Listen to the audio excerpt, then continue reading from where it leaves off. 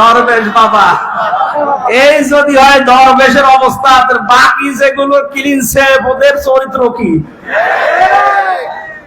আমির হোসেন আমন আমি একটা লোকের ভিডিও দেখলাম, এর চরিত্র এত নিচে নেমেছে আমি এতদিন জানতাম না। সে নাউযুবিল্লাহি মিন যালিক। এদের সর্বোচ্চ নেতার যদি এই অবস্থা হয়, বাকিগুলো যে কোথায় যে টাল হয়ে পড়িয়াস, আল্লাহ ছাড়া কেউ যায়।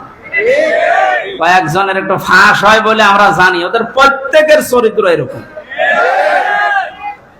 বহু মানুষের সাথে মিশে দেখেছি এইটা। একবার চট্টগ্রাম থেকে আসার সময় এক বাসের ড্রাইভার পেছনে বসেছিলাম, বলছিল এই কথা যে কি বলবো, কিছু বলতেও পারি না, সইতেও পারি না। মাঝে মাঝে যখন বাস চালিয়ে যায় মনে করি ওই রকম কিছু পেলে চাপা আগে ওইটা দেব।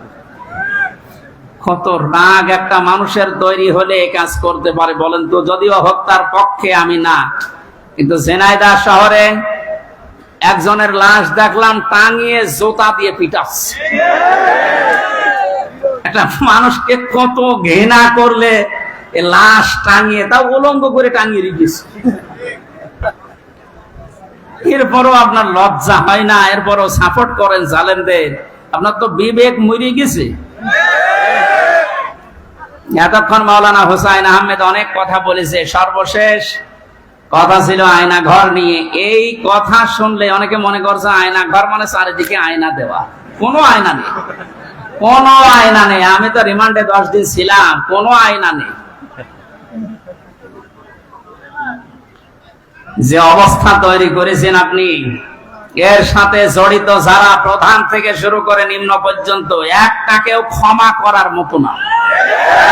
কারণ এরা ক্ষমার অযোগ্য হয়ে গেছে। ক্ষমা পাওয়ার জন্য যে যোগ্যতা দরকার এদের ভেতরে সেটা নেই। সুতরাং যারা বলছেন এদেরকে ক্ষমা করে দিলে হয় না, না, কিসের ক্ষমা? আপনি ব্যারিস্টার আরমান, যিনি তার স্ত্রী 8-9 বছর পর্যন্ত অপেক্ষায় ছিল, উনি আজকে একটা ভিডিও বার্তা পাঠিয়েছে যে আমি আশা ছেড়ে দিয়েছিলাম যে আমার পরিবারস্থ লোক মনে হয় আমি আর দেখতে পারবো না, কিন্তু আমার পরিবারের লোক আমার আশা ছাড়েনি। আপনি এই দৃশ্যটা একটু সামনে নিয়ে নিজের সাথে মিলান তো। আপনার জীবনেও কোনোদিন জালেমদের ক্ষমা করতে মনে চাইবে? কখনো চাইবে না। মানে বাস্তবতা টের পাচ্ছেন না তাই। 5 দিন, 7 দিন, 10 দিনে আপনার অবস্থা এরকম হয়ে গেছে। 8 বছর, 10 বছর, 12 বছর, 14 বছর একজনকে মাটির নিচে এক ঘরের ভেতরে পচা খাবার দিয়ে আটকে রেখেছেন। আপনার বিবেক বলে কিছু আছে? আপনি জানোয়ার চাইতো খারাপ। মনে করলাম তাফসীর করব কি করে? দৃশ্যগুলো সব এখন চোখের সামনে ভাসছে।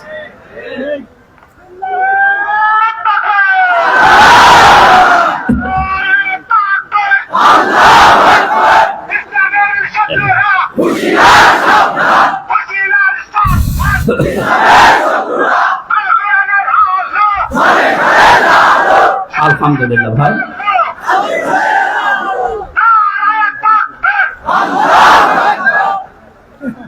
আমার ভাইরা, কোরআনে কারিমে আল্লাহ পাক জানিয়েছেন মায়াশফা শাফাআতান হাসানাতান ইয়াকুল্লাহু নাসীবুম মিনহা ওয়া মায়াশফা শাফাআতান সাইয়্যাতান ইয়াকুল্লাহু কিফলুম মিনহা ওয়া কানাল্লাহু আলা কুল্লি শাইইন মুকীতা।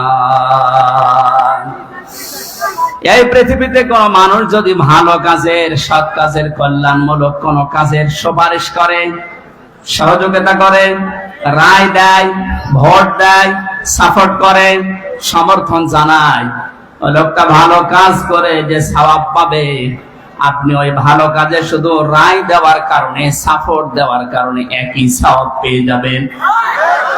সুতরাং এই সুযোগ কিন্তু সামনে আসতেছে। ভালো কাজ করা যায় যে সমস্ত মানুষের দ্বারা, আপনি যদি ওই জায়গায় যেতে না পারেন, যারা ভালো কাজ করবে এদেরকে আপনি অন্তত সাপোর্ট দিয়ে, সহযোগিতা করে, রায় দিয়ে হলেও এগিয়ে যাবেন। লোকটা ভালো ভালো কাজ করে যত সওয়াব কিয়ামতে নিয়ে উঠবে, আপনি শুধু রায় দেওয়ার কারণে কিয়ামতে ওই সওয়াব নিয়ে উঠতে পারবেন? পরবর্তী শব্দ দেখেন, ওমাই ইয়াশফা শাফাতান সাজ্জিয়াতান ইয়াকুল্লাহু কিফলুম মিনহা। কোন মানুষ যদি অন্যায় কোন কাজ করে আর ওই কাজে যদি কেউ সাপোর্ট দেয়, রায় দেয়, ভোট দেয়, সমর্থন জানায়, খুশি হয়, ওই লোকটা অন্যায় করার কারণে যা পেয়েছে আপনি শুধু খুশি হওয়ার কারণেই তাই পাবেন। এত জুলুম নির্যাতন দেখার পরও যদি কোনো মানুষ জালেমের পক্ষে রায় দেয়, ওই জালেম কিয়ামতে যেভাবে উঠবে আপনাকে আল্লাহ ওইভাবেই তুলবে। আপনাকে আমি বাঁচাতে চাই, আপনি তো অত বড় জালেম না, এজন্য আপনাকে আমি বাঁচাতে চাই। কোন জালেমের পক্ষে থাকবেন না। নবীজি বলেন, তোমার ভাই জালেম হোক আর মজলুম হোক, তাকে সাহায্য করো। সাহাবী বলেন, হে নবী, আমার ভাই যদি মজলুম হয় তাকে তো সাহায্য করা যায়, কিন্তু জালেম হলে তাকে সাহায্য করব কিভাবে? নবীজি বললেন, তোমার ভাই যদি জালেম হয় তাকে তোমার দায়িত্ব এই জুলুম থেকে ফিরিয়ে রাখা, এইটাই তাকে সাহায্য। সুতরাং জীবন দিয়ে যে মানুষগুলো জালেমের কবল থেকে আমাদেরকে মুক্ত ভাবে এই দেশে বিচরণ করার সুযোগ দিয়ে গেল, এই মানুষগুলো কিয়ামতের দিন যেন শহীদ এই শব্দ নিয়ে উঠতে পারে, বলেন আমিন। ময়দানে মাহশারে আমল নামাটা, কিতাবটা যখন আপনার হাতে আল্লাহ তুলে দেবে, বলবে তুমি নিজেই যথেষ্ট, জান্নাতে যাবে না জাহান্নামে যাবে। আমি আমার ঈমান থেকে কথা বলছি, কারো দিকে না তাকিয়ে এবার নিজের দিকে আয়াতের সাথে মিলিয়ে বলেন তো, এখনই যদি মারা যান আর এই বইটা যদি আপনার সামনে তুলে ধরে বলে, বল হামজা তুই এইটা পড়ে যা, জান্নাতে যাবি না জাহান্নামে যাবি? কাবা শরীফ যখন তাওয়াফ করে মানুষ, আমি 16 সালে গিয়েছিলাম, গত বছরও গিয়েছি, বাস্তবতায় যেটা দেখলাম, ষষ্ঠ চক্করে মানুষ একটা দোয়া পড়ে আল্লাহর কাছে, আল্লাহুম্মা ইন্না আলাইয়া হুকুকান ফীমা বাইনি ওয়া বাইনিকা। কাবার সামনে নিয়ে বলে, রব্বুল আলামিন তুমি আমার মালিক, আমি তোমার গোলাম, তোমার ভেতরে আমার ভেতরে বহু দেনা পাওনা আছে, আমি বান্দা হিসাবে, দাস হিসাবে, গোলাম হিসাবে যা যা পাবো তুমি সেই বীর্য থেকে শুরু করে হামজা বানিয়ে সব দিয়ে দিয়েছো। আমি উল্লেখ করার মতো কিছু ছিলাম না। হাল আতা আলাল ইনসানি হিনুম মিনাদ দাহরি লাম ইয়াকুন শাইআম মাযকুরা। মানুষ কি একটু চিন্তা করে না যে জন্মের আগে, এ পৃথিবীতে আসার আগে উল্লেখ করব এমন কোন বিষয় লোকটা ছিল না? আজকে সভাপতির নামের নিচে দেখলাম লেখা বিশিষ্ট ব্যবসায়ী আলহাজ নুরুজ্জামান মুন্সি, কত সুন্দর নাম দিয়ে পেছনে ডিগ্রি লাগিয়ে দিয়েছে, উনি এই কাজ করি খায়। বয়স যদি এখন 60 বছর হয়, 61 বছর আগে এই নাম গন্ধ পৃথিবীর মানুষ জানতো? বলেন বলেন।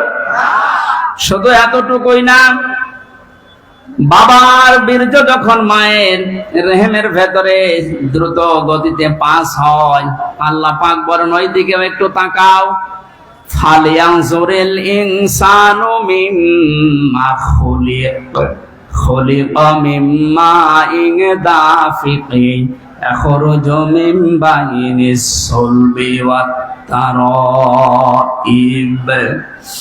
মানুষকে নজর করে দেখে না কি জিনিস দিয়ে তাকে বানালাম। বাবার স্ফলিঙ্গ দিয়ে দ্রুত গতিতে বের হয়ে যাওয়ায় না পাক পানিটা মায়ের রেহেমের ভেতরে জমা হয়। এই যে সলবন এবং তারাইব দিয়েছেন আল্লাহ। সলবন বলা হয় বাবার লজ্জাস্থান, তারাইব বলা হয় মায়ের লজ্জাস্থানকে। এই দুইটা শব্দ আমি তাফসীরের ভেতরে ব্যাখ্যায় পেয়েছি। আল্লাহ বাবার ক্ষেত্রে 1 বচন দিয়েছেন, মায়ের ক্ষেত্রে বহু বচন দিয়েছেন। কেন দিলেন? তাফসীরে তাবারি মুফাসসিরে আয়াতের এই সলবন আর তারাইবের ব্যাখ্যা করতে গিয়ে লিখেছেন, পৃথিবীতে মানুষকে নিয়ে আসতে বাবার চাইতে মায়ের কমপক্ষে 3 গুণ কষ্ট বেশি হয়। এটা এখানে যত পুরুষ মানুষ আছি আমরা, সর্বোচ্চ 45 ইউনিট কষ্ট যদি আমাদের শরীরের ভেতরে কেউ এনে দেয়, আমি সঙ্গে সঙ্গে মারা যাবো, আর সহ্য করতে পারবো না।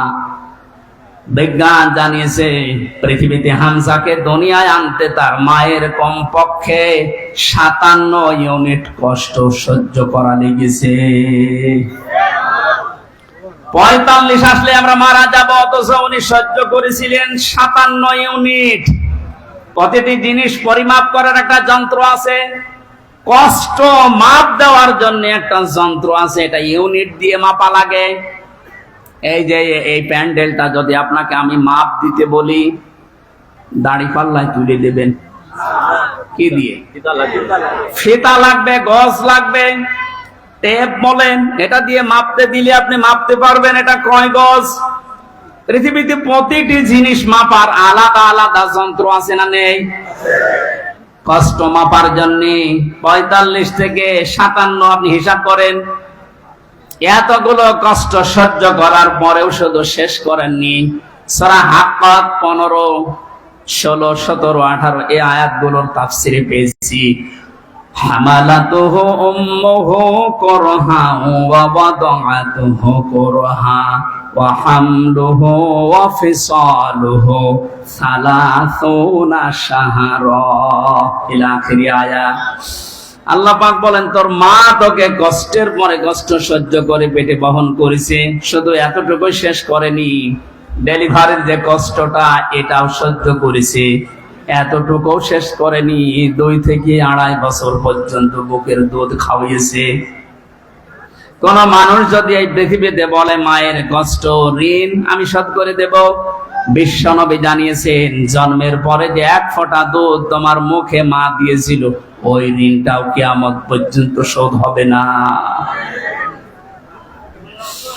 মায়ের এই কষ্টের কথা শোনার পরে যে মানুষগুলোর ভেতরে আবেগ আপ্লুত হয়ে মায়ের কথা মনে হচ্ছে যে এই কষ্ট সহ্য করেছে আমার মা, অবশ্যই তাদের উচিত হবে আল্লাহর ইবাদতের পরে মা বাবার দিকে খেয়াল করা, তাদের খেদমত করা। কোরআনে কারীম জানিয়েছে, ওয়া ক্বাদা রাব্বুকা আল্লা তা'বুদু ইল্লা ইয়্যাহু ওয়া বিল ওয়ালিদাইনি ইহসানা। এদিকে তাকান, আল্লাহ আদেশ দিচ্ছেন, আমি রায় দিয়ে দিলাম। রায় দিচ্ছেন কে? আমি রায় দিয়ে দিলাম, লিখে দিলাম। এই যে কযা মানে ফয়সালা করে দেওয়া, রায় দেওয়া, লিখে দেওয়া, সিদ্ধান্ত জানানো। আমি আল্লাহ সিদ্ধান্ত নিয়েই ফেলেছি, রায় দিয়ে দিয়েছি যে আমার ইবাদতের পরে আর কারো ইবাদত করা যাবে না, আর মা বাবার খেদমত করা লাগবে, তাদের পেছনে খরচ করা লাগবে। মহেশপুর বাসী এখানে একটা শিক্ষা পেয়েছি আমি, আল্লাহর ইবাদত করা, আল্লাহর আইন মানা নফল না ফরজ? আরো জোরে বলেন। মা বাবার আইন মানা, আপনি আলেম, আপনি কথা বলবেন, যারা জানেন না মুখ খুললেন কেন বলেন তো? আমি এখানে একটা শিক্ষা নিতে চাই, আমি গতানুগতিক কথা বলি না। আপনি দেখেন তো কি এখান থেকে বের হয়। আল্লাহর আইন মানা আমরা দেখলাম ফরজ, প্রশ্ন করা যাবে? বলেন না কেন? আল্লাহর আইন আপনার বুঝে আসুক বা না আসুক, এটাই ফাইনাল, কোনো প্রশ্ন।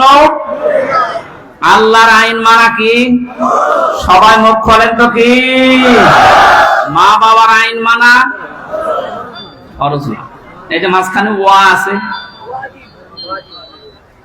মা বাবার আইন মানা ওয়াজিব না, ফরজ না, ওয়াজিব না। মা বাবার খেদমত করা ফরজ, আইন মানা শুধুমাত্র আল্লাহর ফরজ। কার? আরো জোরে বলেন। আর আল্লাহর পরে রসুলকে আল্লাহ শরীয়ত প্রণেতা বানিয়েছেন, শাহের। এজন্য উনি যে নিয়ম নীতি গুলো দিয়েছেন ওইগুলো ফরজ। মা বাবার আইন মানা ফরজ নয়, তাদের সেবা করা, খেদমত করা, টাকা পয়সা তাদের পেছনে খরচ করা কি? বলেন না কেন? কেন ফরজ? কেন? আল্লাহ রাব্বুল আলামিন দলিল দিচ্ছেন, আখফিদ লাহুমা জানাহা যুল্লি মিনার রাহমা। এদিকে তাকান, এটা আলেম না? এটা শব্দটা আছে আখফিজ, খফজন মানে ডাউন করা, এরপরে ফল করা। খফজন মানে কি? ডাউন করার পরে ফল করে দেওয়ার আরবি নাম অখফিজ বা খফজন। আল্লাহ বলেন খফজন করবে। জানাহান মানে ডানা, জিল্লুন মানে ছায়া হয় বা নম্রতা হয়। তোর যে ছায়া আছে ডানা, আর এই ডানার ছায়াটা এভাবে ডাউন করার পরে ফল করে দিবি। আমার প্রশ্ন হচ্ছে, এ পৃথিবীতে কোনো মানুষের ডানা আছে কি? এটা কি? তাহলে আল্লাহ এখানে এদন দিত বা আবুদা দিত, এ শব্দ না দিয়ে জানাহুন পাখির ডানা আল্লাহ আমাদেরকে দিলেন। আল্লাহ মনে হয় জানে না তাই জানাহুন দিলেন পাখির ডানা আমাদেরকে ধার করিয়ে। কেন? ডানা আর দুনিয়ায় কারো নেই। পৃথিবীতে আর ডানা কারো আছে না নেই? কিসের আছে? আরে ভাই পাখির ডানায় তো দিয়েছে। পাখি বাদ দিয়ে পৃথিবীতে আর কারো ডানা নেই? আছে, এরোপ্লেনের ডানা আছে, হেলিকপ্টারের ডানা নেই। ওদের ডানাটা আল্লাহ এখানে লাগালেন না কেন? তাহলে তো আমাদের এই যে জানাহুন দেওয়া লাগতো না। পাখির ডানার কথা দিয়েছেন এই জন্য তাফসীর মাহফিলে আসতে হয়। আপনারা শুনতেছেন? জানাহুন শব্দটা আল্লাহ পাখির কাছ থেকে ধার করে আমাদেরকে লাগিয়ে দিলেন, কারণ আমাদের এই হাতের ভেতরে পর নেই, এর ভেতরে মোলায়েম কোনো কিছু নেই, সব শক্ত। পালক আছে, পর আছে, মোলায়েম করার কোনো কিছু নেই, এটা শক্ত।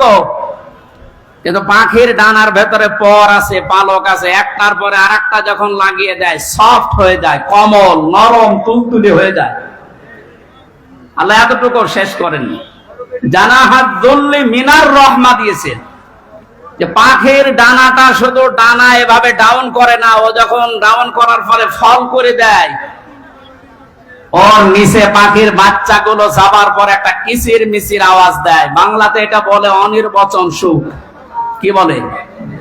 একটা অনির্বচন সুখ অনুভব করার কারণে ভেতর থেকে আওয়াজ হয় কিচির মিচির। আমরা মনে করি কিচির মিচির না, এই আনন্দটা, এই আওয়াজটা পাওয়ার জন্য না। কি করে কি হয়?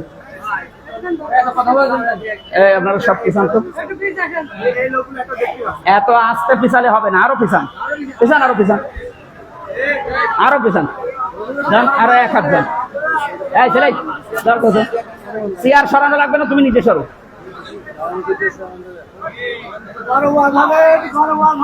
কথা বোঝার কোন ইনে তাফসীরুল কোরআন মাহফিলে আমি এই আর কি করছি? কথা বোঝার চেষ্টা করেন ভাই।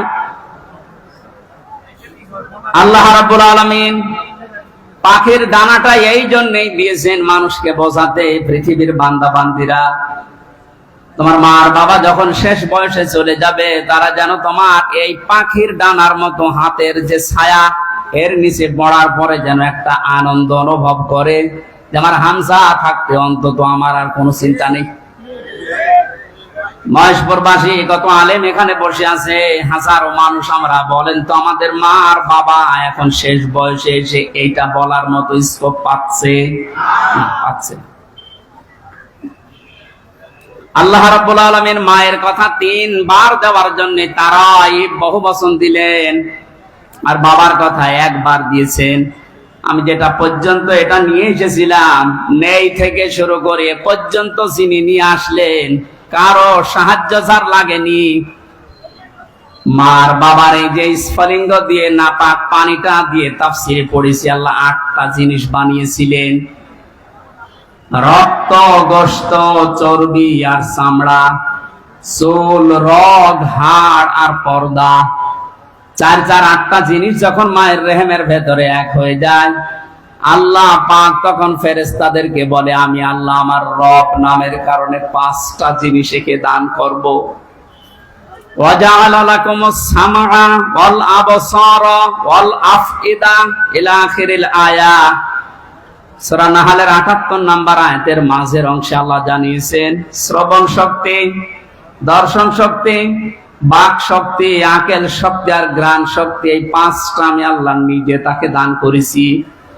একটাও যদি কম দিতাম, দুনিয়ায় আসতো ওই লোকটা কিন্তু অপূর্ণাঙ্গ হয়ে। এখানে অনেকাংশ মানুষ আমরা সব পূর্ণাঙ্গ মানুষ, কয়েকজন হয়তো আছে বিকলাঙ্গ, অন্ধ, ন্যাংরা, কিন্তু হাজারো মানুষ আমরা সব পূর্ণাঙ্গ মানুষ। আল্লাহ নিজের পক্ষ থেকে একটাও যদি কম দিত কি অবস্থা হতো সারা জীবন, আপনি ভাবেন। আল্লাহ পাক এই জন্যই জানিয়েছেন, হে পৃথিবীর মানুষেরা,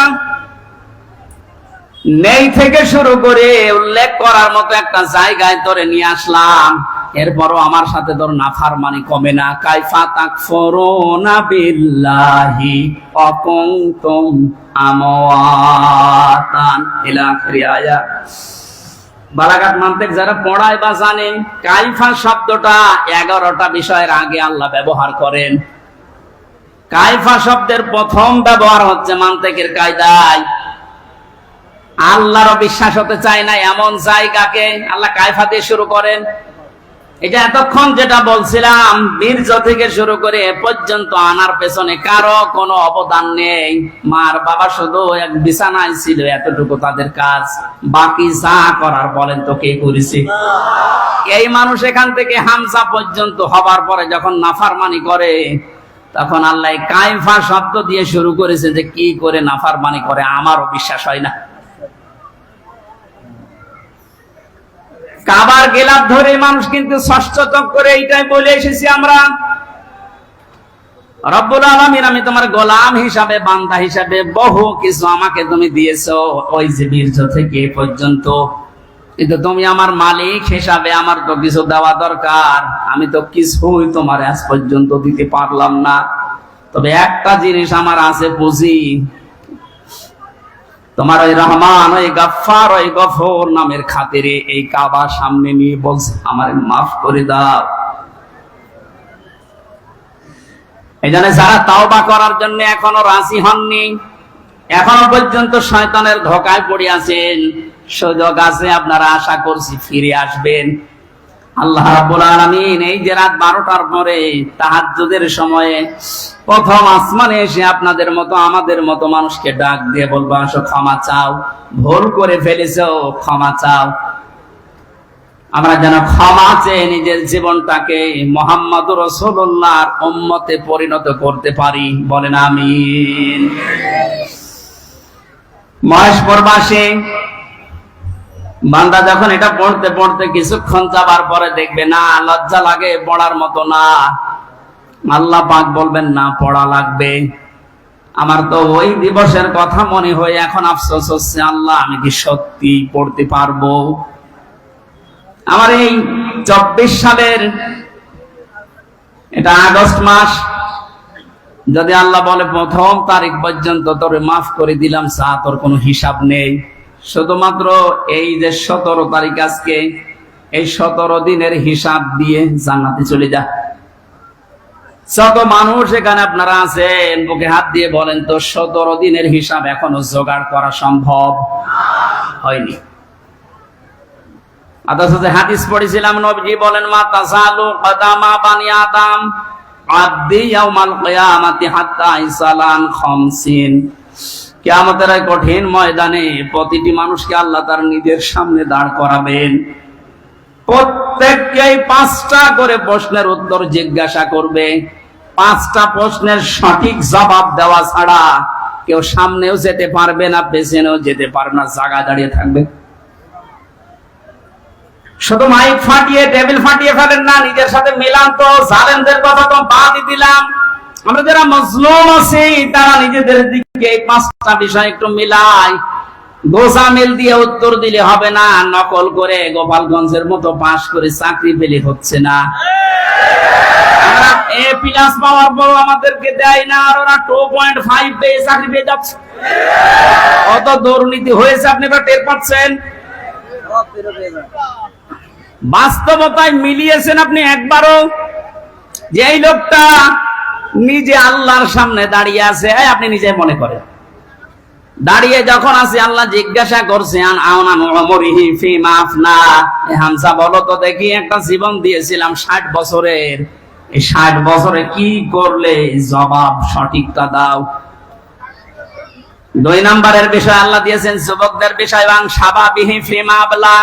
একটা যৌবন কাল দিয়েছিলাম, 15 থেকে শুরু করে 45 বছর, এই যে বিশাল একটা যৌবন কাল, এটা কোন কোন কাজে লাগিয়েছে বলো? আর যেহেতু যুবকদের কারণে দেশটা স্বাধীন হয়ে গেল, এই যুবকগুলো নাই পার পেয়ে যাচ্ছে। আমরা যারা যুবক আছি স্বাধীন দেশে এখনো পর্যন্ত পরিবর্তন হচ্ছে না। কি জবাব দেব বলেন? আমার কিন্তু 60 বছরের ভেতরে যৌবন কালটা ছিল। আল্লাহ আলাদা করে যৌবন কালের কথা নবীজি বললেন কেন? এই কারণে জানিয়েছে, কারণ যুবকদের দ্বারাই সবকিছু পরিবর্ধন করা সম্ভব, যেটা আমরা দেখতে পেলাম। এই যুবকদেরকে আমি আজকে এই মাহফিলে আহ্বান জানাই, শুধু এইটাই না, যেহেতু পরিবর্তন হওয়া আরম্ভ হয়েছে, সংস্কার হওয়া শুরু হয়ে গেছে, আগামীর বাংলাদেশকে ইসলামের হাতে তুলে দিয়ে আপনারা ক্ষান্ত হবে। যুবকরা যদি ইচ্ছা করে এটা করা সম্ভব কিনা বলেন তো?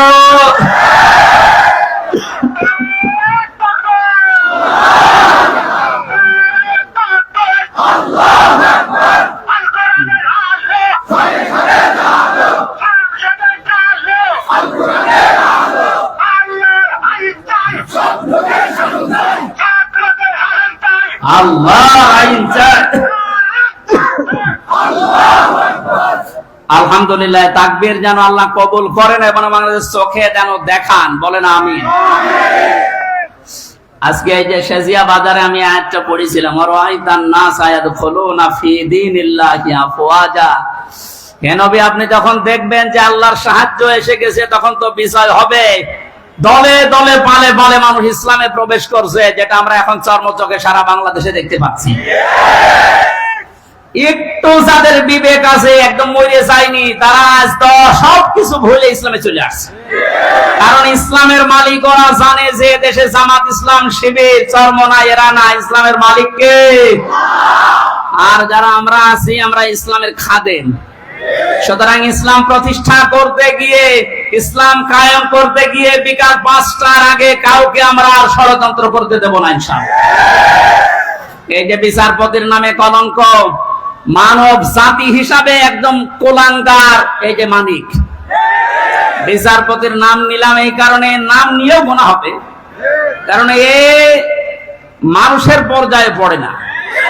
ইসলামকে এই দুনিয়া থেকে মিটানোর জন্য বিশেষ করে বাংলাদেশ থেকে যারা ভূমিকা পালন করেছে বেশি, তার ভেতরে এই অবৈধ বিচারপতি একজন।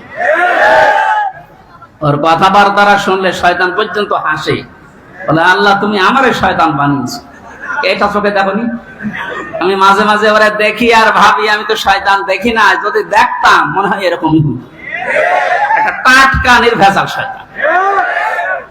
সুতরাং এরকম শয়তানের অনুসারী যারা আছেন, তরিন আফরোজ থেকে বহু শয়তানকে 15 বছর দেখলাম। এখন ইসলামের যে উর্বর ভূমি বাংলাদেশে হচ্ছে, চলছে, কায়েম হওয়ার পথে, বাধা দিতে আসলে কিন্তু বিকাল 5টার আগে কোনো ছাড় নেই। এটা তো গেল কামলাদের। আর যিনি জমির মালিক এই যে বসে আছে, উনি যদি এসে দেখে সব ধান নষ্ট করে ফেলেছে, এরপরে উনি কিছু বলছে না, তার মানে ওনার কোনো শক্তি নেই। বিশ্বাস করেন, মনে মনে চিন্তা করেন ওনার শক্তি নেই তা না, এখন হয়তো কিছু বলছে না, গোপনে ওনার কোনো কিছু আছে। যেদিন ধরবে ওইদিন বাপ বলার সময় দেবে না, যেটা আমার আল্লাহ এখন মালিক হিসাবে করছে। ইন্না বাদশা রব্বিকা লাশাদীদ, তোমার রবের ধরা বড় শক্ত ধরা। নৌকা উঠে পালাতে গিয়েও পারে না। পারবে কি করে? কারণ ওরে তো আমরা ধরে নাই, ধরেছে কে? এদের কারণে হাজারে অবৈধ আইন মন্ত্রীর কারণে হাজার হাজার মানুষ আইনের এই জায়গায়, ন্যায় বিচারের জায়গায় অবিচার পেয়েছে বেশি।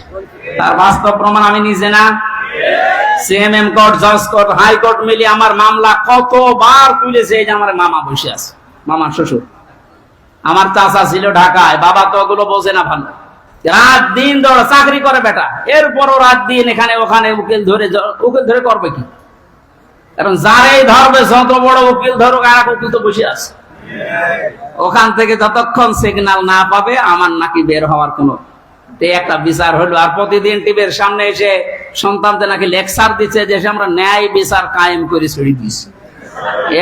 এই ন্যায় বিচার আমার মতো মূল্য চুরির মামলায় যদি 33-32 বার হাইকোর্টে মামলা ওইটা জামিন না দেয়, কিসের ন্যায় বিচার? যেটা এখন সব পরিষ্কার হয়ে গেছে। 15 বছরে কোনো ন্যায় বিচারে দেশে কায়েম হয়নি, পুরাটা হয়েছে অবিচার। আল্লাহ যেটা নিজে এখন ধরিছে। এই জন্য সাবধান। আল্লাহ এমনি কিছু বলছে না, অনেকে মনে করছে এত কিছু করে কিছু হয় না। এখন কিছু টের পাচ্ছে। আলেমদের মাথায় দড়ি দিয়ে ছাগলের মতো গরুর মতো যখন টেনে নিয়ে যেত ওই কোর্টে, বারান্দায় দাঁড়িয়ে অনেক শয়তান দেখলাম হাসতেছে আর টিপ্পনি কাটতেছে। যে দেশে আর হুজুর নেই, আমির হামজা, মাওলানা মামুনুল হক এরে ধরলো, আর হুজুর নেই দেশে। তাদের কত সুন্দর সুন্দর কথা, ফেরেস্তার মতো কথা বলে, আর এরা উঠলে শুধু রাজনীতি করে। ধরেছে, ঠিকই হয়েছে।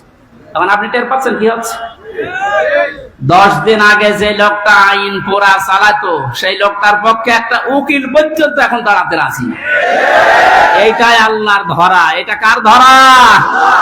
এই জন্য জমিনের মালিক যিনি, উনি যদি ধরে, বাপ বলার কিন্তু সময় পাবেন না। আমরা এখন এই আয়াতটা আল্লাহকে বলছি, আল্লাহ তুমি আমাদেরকে দেখাও যে দলে দলে মানুষ ইসলামে প্রবেশ করছে। এটা যেন আমরা দেখতে পাই, চর্ম চোখে দেখতেছি, এটা যেন আরো বৃদ্ধি বাড়ে। জোরে বলেন আমিন। কারণ জমিনে বহু মানুষ 52-53 বছর চালিয়েছে, আমরা দেখলাম না? বাবা চালিয়েছিল, স্বামী চালিয়েছিল, চাচা চালিয়েছিল, বউ চালিয়েছে, ভাবি চালিয়েছে। এক কথা বলছেন না?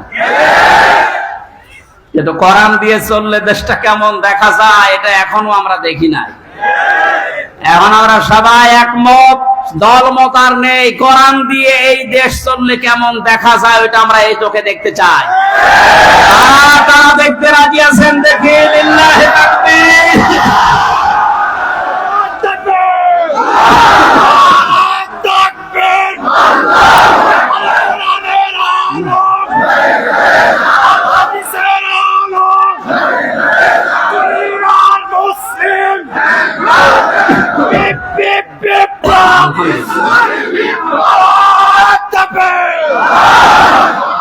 এজন্য কোরআনের খাদেম আমরা যারা এখানে বসে আছি, আমাদের কোনো টেনশন নেই। কায়েম হলেও এদেশে ভালো, না হলেও আমার কোনো লস নেই। আমার বেতন আছে বিকাল 5টায়, তার নাম জান্নাত। ওটা আল্লাহ আমাকে দেবে। কারণ বিকাল 5টা পর্যন্ত জমিটা একটু দেখে শুনে রাখতে পারলে উনি যেমন বেতন দেবে, আল্লাহ আমাদেরকে জমিনে কাজ করার জন্য বেতন দিতে পারে না।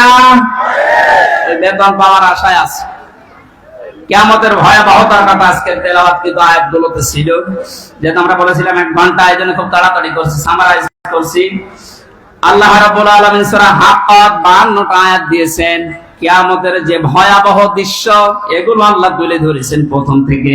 পুরাটা তাফসীর করতে গেলে অনেক সময় লাগবে। সামনে আরো 2টা মাহফিলে এলাকায় আছে, আমরা ওখানে ধারাবাহিকভাবে বলবো ইনশাআল্লাহ। আজকে খুব কম সময় নিচ্ছি। হাক্কাতের 19 থেকে শুরু করে যতটুকু পারা যায়। আল্লাহ রাব্বুল আলামিন বলেন, ফাআম্মা মান উতিয়া কিতাবাহু বিয়ামিনিহি ফায়াকুলু হাউমুকরাউ কিতাবিয়া। কিছু তথ্য আছে নতুন আলেমরা যারা জ্ঞানী মানুষ যারা ভালো করে শুনবেন। আল্লাহ পাক বলেন, কিয়ামতের কঠিন ময়দানে যেদিন বিচার শুরু হবে, ফাকাইফা তাত্তাকুনা ইন কাফারতুম ইয়াওমা ইয়াজালুল বিলদানা শিবা। এত কঠিন ভয়ঙ্কর সালসালা অবস্থা তৈরি করব, যুবক মানুষ বুড়ো হয়ে যাবে। ও বাংলার মুসলমানেরা, 8টা বছর যে লোকটা আয়না ঘরে ছিল, আজকে দেখতে পেলাম। এই যে ব্যারিস্টার আরমান, যুবক বয়সের যে ছবি, 8 বছরে তার অবস্থান কোথায় গিয়ে দাঁড়িয়েছে আপনি তাকান। তা তো 8টা বছর জুলুমের স্টিম রোলার চলার কারণে তার অবস্থা এখন এই। অথচ আল্লাহ জানিয়েছেন কিয়ামতে এমন ভয়াবহ অবস্থা তৈরি করব, দৃশ্য দেখেই মানুষ সঙ্গে সঙ্গে যুবক মানুষ বুড়ো হয়ে যাবে। ওনার বুড়ো হতে সময় লেগেছে 8 বছর, কিয়ামতে আমার বুড়ো হতে সময় লাগবে কয়দিন? মুহূর্তের ভেতরে চোখের পলক পড়তে বুড়ো হয়ে যাবে মানুষ, যুবক মানুষ। কি অবস্থা হবে এবার ভাবেন। ইয়াউমা ইয়াফিরুল মারউ মিন আখি, প্রথমেই পালাবে মানুষ দেখলেই তার আপন ভাই থেকে। উম্মিহি ওয়া আবি, তার মায়ের কাছ থেকে, বাবার কাছ থেকে, ফাসিলাতিহি আল্লাতী তুবি, আল্লাহ পাক বলেন তার জ্ঞাতি গোষ্ঠী, তাকে যারা আশ্রয় দিত এই মানুষগুলো পালাতে থাকবে। ও দুনিয়ার মানুষেরা, পৃথিবীতে আমরা বিপদে পড়লে, হামলা মামলার শিকার হলে আগে ভাই আগিয়ে আসে, বাবা আসে, বংশের লোক আসে, জ্ঞাতি গোষ্ঠী যে দল করি ওই দলের লোক আসে। আল্লাহ পয়েন্ট আকারে ওগুলো আগে দিয়েছেন যে এইগুলো আগে পালাবে। একটা বারের জন্য আপনার বিবেকে নাড়া দেয় না যে এইগুলো যদি পালায়? যারা ধোঁকা দিয়ে অনেককে 15 বছর বোকা বানিয়ে রেখেছিল, পীরের নামে হাজার হাজার লক্ষ লক্ষ ভণ্ড বেরিয়ে, যে কোনো চিন্তা নেই আমরা আছি, ওরা আগে পালাবে। আমরা বিবেককে একটু রায় দেয় না যে মা যদি পালায়, বাবা যদি বলে না আমি বিয়ে করিনি, সন্তান পাবো কোথায়? আমার তো এই আয়াত পড়ার পর বিশ্বাস হয় লক্ষ কোটি পীরেরা বলবে আল্লাহ দুনিয়া আমি পীর ছিলাম, মুরিদ পাবো কোথায়? এই জন্য কোন ভণ্ডের উপরে আশা আকাঙ্ক্ষা ভরসা না করে নিজের কাজের দিকে ভরসা করেন। আল্লাহ বলেন তোকে পড়তে দেব, পড়, ধরে আমল নামাটা পড়। ফায়াকুলু হাউ মাকরাউ কিতাবিয়া ইন্নী যানানতু আন্নী মুলাকিন হিসাবিয়া, কিতাবটা হাতে নিয়ে পড়তে আরম্ভ করবে আর বলবে অবশ্যই আমি এটা বিশ্বাস করে চলতাম যে আমাকে একদিন আল্লাহর দরবারে এভাবে হিসাব দেওয়া লাগবে। শুধু এই আয়াতটাই মানুষের জীবন পরিবর্তন করে দিতে পারে। কষ্ট হচ্ছে আপনাদের? আয়াতটার তাফসিরে আমি তাবারিতে পড়েছি, খলিফাতুল মুসলিমিন হযরত ওমর রাদিয়াল্লাহু তাআলা আনহু তার সন্তানটাকে একবার ভর্তি করলেন মাদ্রাসায়। হোসাইন রাদিয়াল্লাহু তাআলা আনহু ওই সময় প্রধান বিচারপতি হযরত আলীর সন্তান, তিনিও মাদ্রাসায় পড়তে বলে কলম ফেলে দিচ্ছিলেন, বলে তুলে দাও তুলে দাও তুলে দাও। 3 বার তুলে দেওয়ার পরে প্রধান মন্ত্রীর ছেলে এজন্য একটু রাগ হয়ে গেছে, ডাক দিয়ে বলে কলম ফেলে দিতে বলো, বারবার আমারে তুলতে বলো, আমি খাদেম তোমার চাকর। হযরত হোসাইন বলে ফেলেছেন তুমি শুধু চাকর না, তুমি চাকরের বাচ্চা, খাদেমের বাচ্চা। খাদেম বাড়িতে যে আব্বাকে বলছে আব্বা আমি আর পড়বো না, কেন? আমাকে গালি দিয়েছে, ছোট করেছে আমার বন্ধুদের মাঝে, তুমি বিচার করো হোসাইনের। আজকে না জমার দিন বিচার হবে। খুতবা দিচ্ছিলেন হযরত ওমর, ডাক দিয়ে বললেন হোসাইন এখানে আসো, বলে হ্যাঁ সামনে আসো। তুমি আমার সন্তানকে গালি দিয়েছো, খাদেমের বাচ্চা, খাদেম বলে অপমান করেছো। হযরতে হোসাইন বললেন হ্যাঁ আমি বলেছি। তিনি বলেন কেন বললেন? হযরতে হোসাইন ওখান থেকে দাঁড়িয়ে বলে খলিফা বুকে হাত দিয়ে বলেন তো আপনি কি আমার নানার খাদেম ছিলেন না? হযরত ওমরের কথা বন্ধ হয়ে গেছে, চোখের পানি ফেলে বলে আমি তো খাদেম ছিলাম, এভাবে তো ভাবি নাই। আমি যে খাদেম ছিলাম এটা তো আমি তো জানি। তুমি কি লিখে দিতে পারবে যে আমি নবীর খাদেম ছিলাম? তোমার নানার কাগজ নিয়ে আসেন। খেজুর পাতা নিয়ে এসেছে, লিখে দিলেন এই ওমর আমার নানার খাদেম ছিল, আমি দেখেছি, এটি হোসাইন ইবনে আলী, সই করে দিলাম। কাগজটা হাতে নিয়ে হযরত ওমর বলে নবীর সাহাবীরা বিচার হয়ে গেছে। ছোট মানুষ আব্দুল্লাহ ও তো বোঝে না, বলে কি বিচার করলে বাবা? তুমি তো এখনো মারধর শুরু করনি।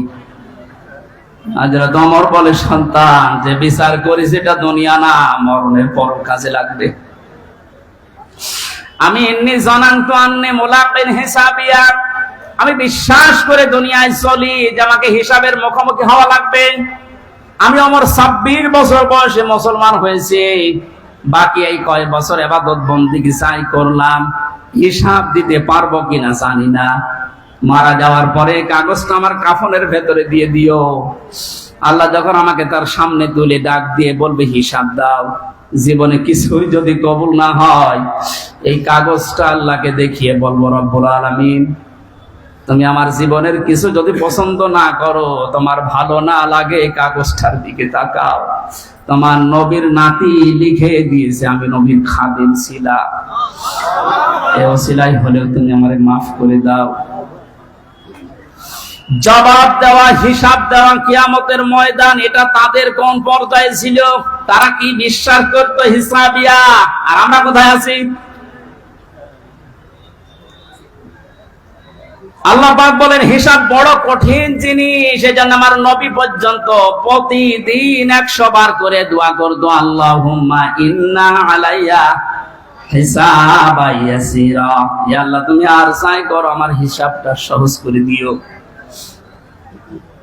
নবীজি মাঝে মাঝে বলতেন, সাহাবীরা আল্লাহর দয়া ছাড়া হিসাব দিয়ে কেউ জান্নাতে যেতে পারবে না। সাহাবীরা বলেন, হুজুর আপনি? বিশ্বনবী বলেন, আমারও সম্ভব না আল্লাহর দয়া ছাড়া হিসাব দিয়ে জান্নাতে যাওয়া।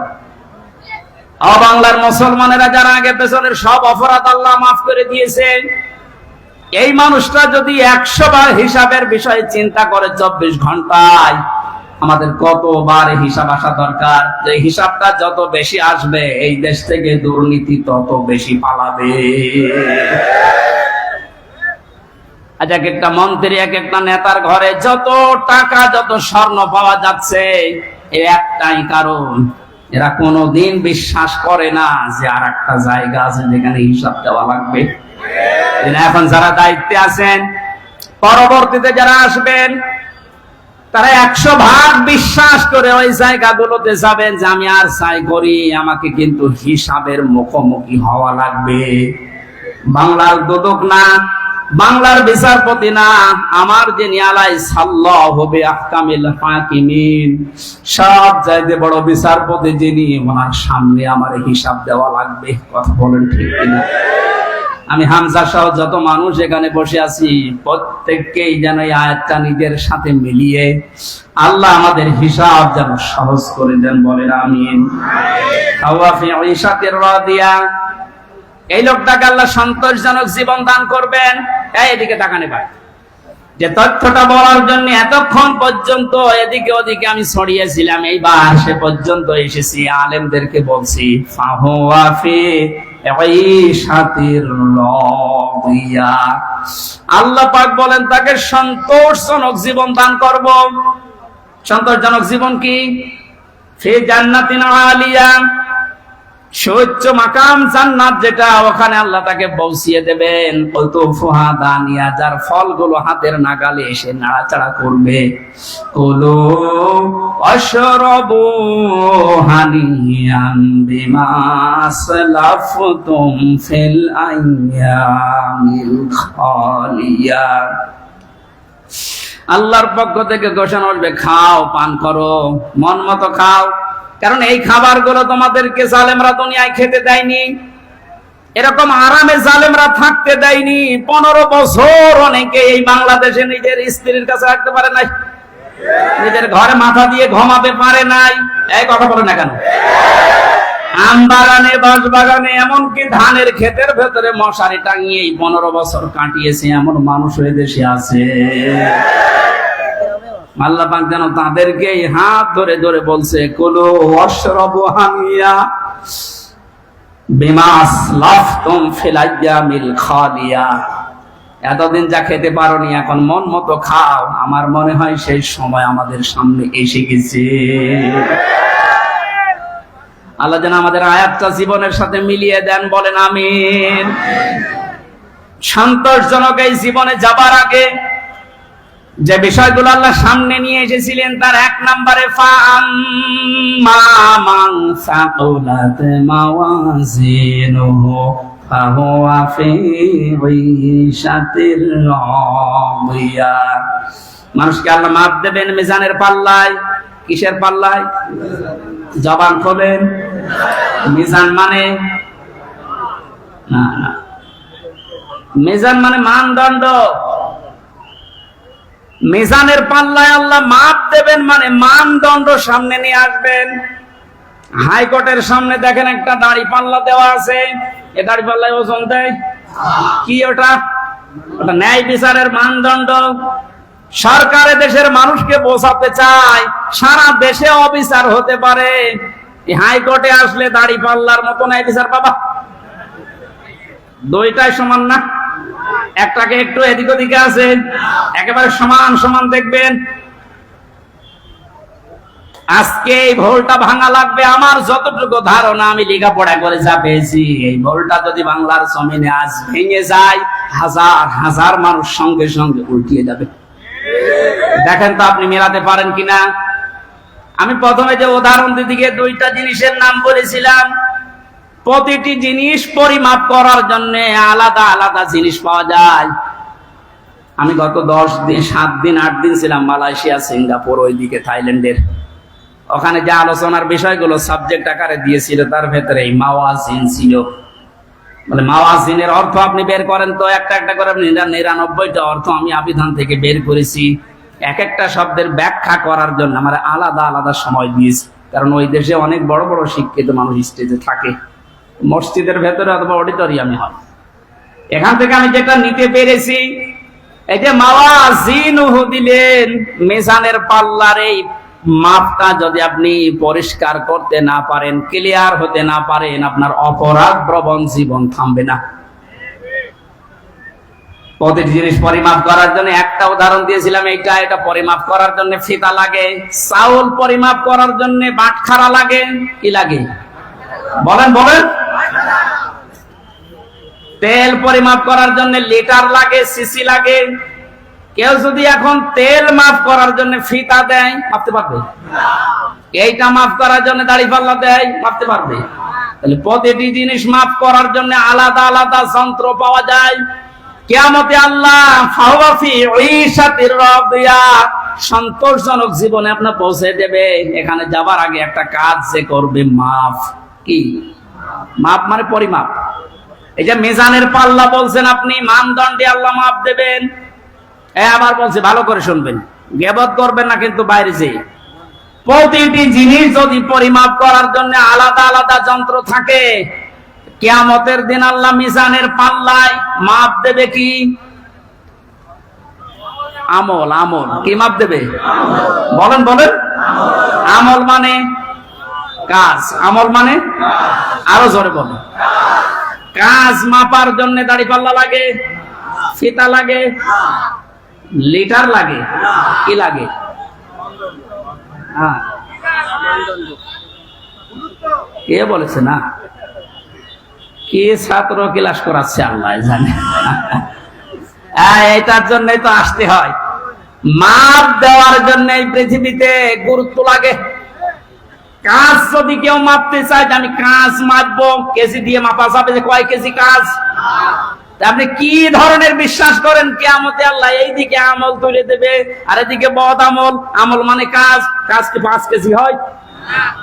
কি বুঝেছেন এতদিন? আল্লাহ মাপ দেবে কি?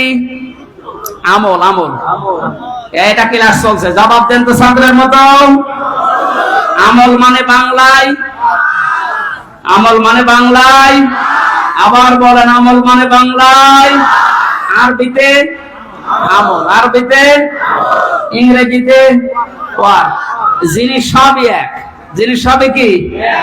মাথায় যেটা আছে এটার এই দেশের নাম চুল। আপনি পাকিস্তানে যে চুল কেটে দেন, কিয়ামতের আগে কাটবে না। জিনিস তো একই, নাম বিভিন্ন দেশে বিভিন্ন জিনিস, নাম এক না? জিনিস কি এক না দুই? আমল, ওয়ার্ক, কাজ সব এক।